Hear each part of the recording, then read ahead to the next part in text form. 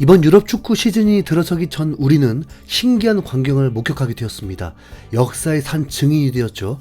이강인이 음바페, 네이마르가 속한 B클럽 파리 생제르맹과 계약을 하고 김민재가 최고의 B클럽 중 하나인 바이에른 뮌헨의 러브콜로 뮌헨과 계약을 했다는 것입니다. 왜 신기하냐면 이강인, 김민재 모두 이적을 할 수 있다는 걸 알고는 있었지만 당시에 거론됐던 팀들 리스트에 있지 않았다가 갑자기 이뤄진 계약들이었습니다. 라리가 최하위권 팀인 마요르카에서 2시즌 주전으로 뛴 게 전부였던 22살 이강인을 파리 생제르맹이 고액의 연봉과 마요르카에서 역사상 두 번째 많은 이적료를 지불해주면서 멋지게 이적을 했습니다.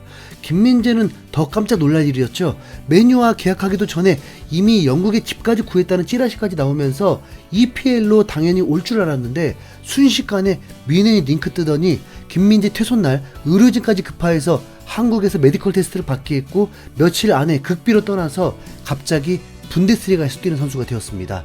연봉도 센터백 중에 월드클래스급으로 손흥민보다 더 높은 연봉이었습니다. 이렇게 신기한 일을 겪다 보니 손흥민에게 어떤 일이 생겨도 우리는 놀랄 필요는 없을 것 같습니다. 수면 위로 손흥민을 영입하려 한다는 기사는 나오지 않았지만 물밑 작업으로 일어날 수 있는 일이기 때문이죠. 레버쿠젠에서 토트넘으로 이적할 때도 갑자기 일어난 일이었습니다. 불과 몇 개월 전만 하더라도 리버풀보다 토트넘을 택했던 손흥민이 잘못된 선택을 했다면서 토트넘을 떠나는 것을 바래왔지만 지금 6라운드까지 치른 상황에서는 글쎄요, 입장이 바뀌신 분들이 많을 것으로 보입니다. 지금 분위기는 손흥민은 토트넘을 도저히 떠날 기미가 보이지 않습니다. 손흥민은 여전히 토트넘의 일원인 것을 매우 자랑스럽고 영광스러워하는 입장이었고, 레비 회장이 손흥민을 묶어두기 위해 아시안 게임을 보내주는 조건으로 갑자기 재계약을 했듯이 손흥민을 떠나지 못하게 하려고 캡틴을 맡게 한 건 아닌지 합리적인 의심까지 생깁니다. 손흥민은 2015년 6월까지가 토트넘과 계약인데 그때 나이가 32살이 됩니다. 한 달이 지나면 바로 33살이 되는 거죠.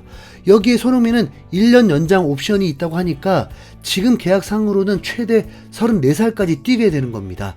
계약을 한 후에 시즌마다 주급 상승이 있어서 그런지 데일리메일은 올 시즌 손흥민의 주급은 21만 파운드라고 전했습니다. 그리고 케인도 2018년에 계약을 했을 때 20만 파운드로 계약한 후에 지난 시즌까지 재계약을 안 했는데 중도에 합의가 있었는지 케인의 주급이 30만 파운드라고 전했습니다.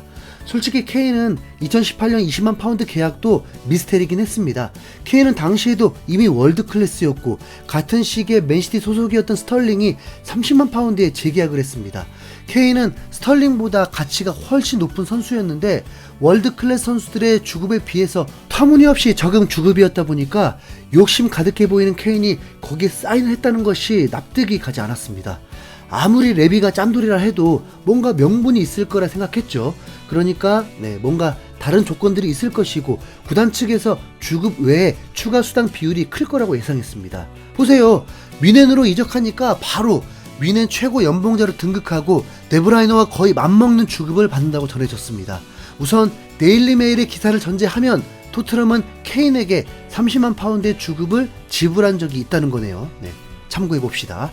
이제는 손흥민의 재계약에 대한 소식들이 점점 나오고 있습니다.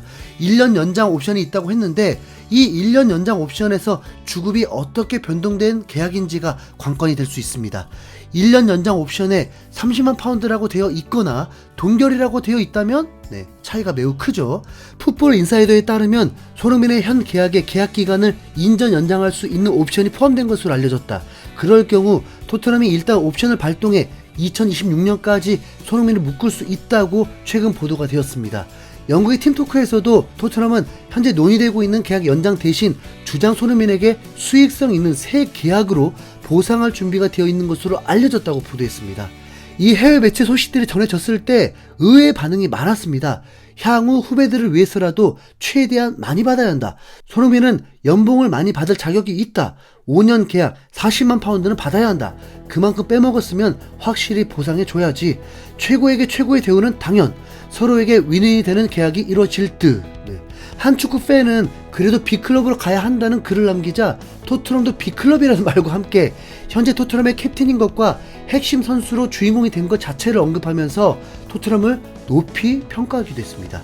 아니 분명 토트넘 팬들도 있을 수 있고 그런 의견을 가질 수 있지만 한 달 전까지만 해도 이런 댓글은 살아남을 수 없을 정도로 비난 세례가 쏟아지게 되고 손흥민이 이적해야 한다는 분위기가 지배적이었는데 갑자기 바뀌어 버린 상황입니다.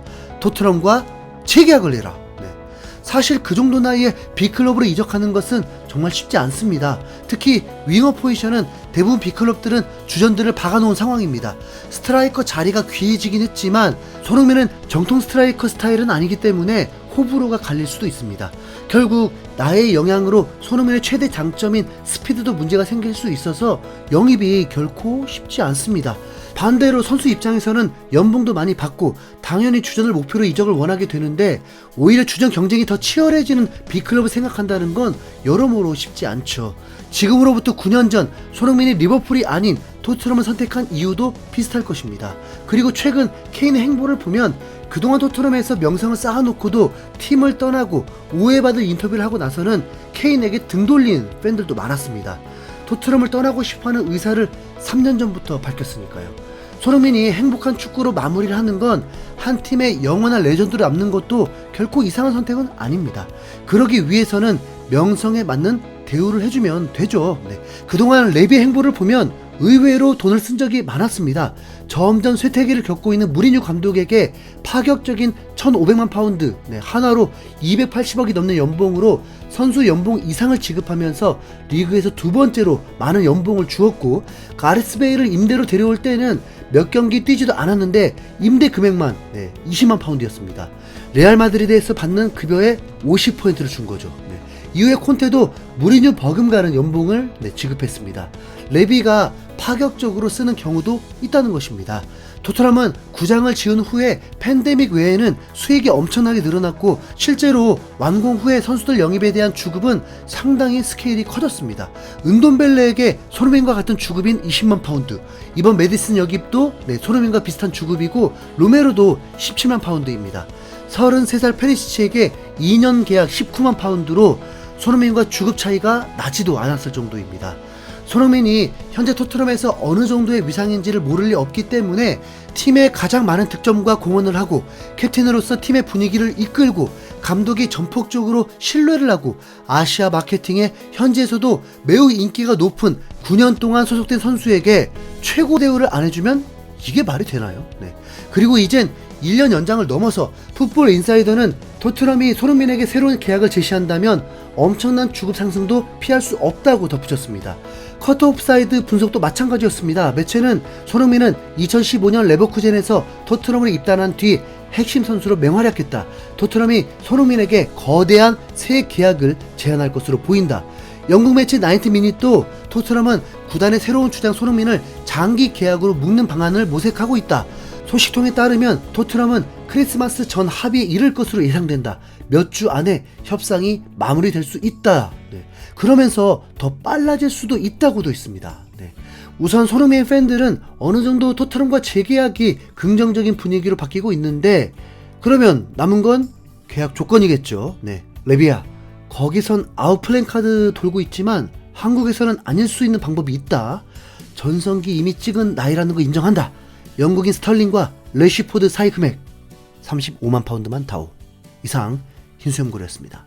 감사합니다.